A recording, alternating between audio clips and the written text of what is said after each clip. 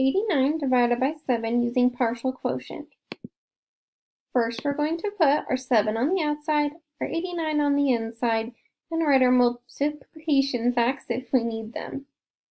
Then we'll write out our steps. Does McDonald's serve real cheese?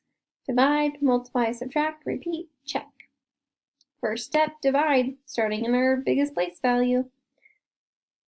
If we have 8 people and 7 cupcakes, how many cupcakes would each person get?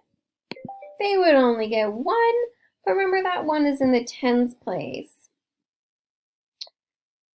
Next, we're going to multiply. 10 times 7 is 70. Then we'll subtract. 89 minus 70 is 19. Then we're going to repeat. Because we've done our tens place, now we have to do our ones place. But we have some left over, so we have to use those ones too. So what's the closest we could get to 19 without going over?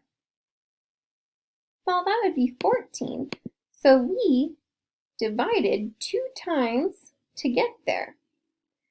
2 times 7 is 14. Then we'll subtract. 19 minus 14 is 5. Then we'll repeat. Oh, we can't repeat because we already did the ones place. So that means we get to go on to check.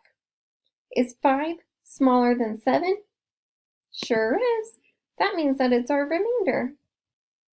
If we have a 1 in the tens place and a 2 in the ones place, that gives us the number 12.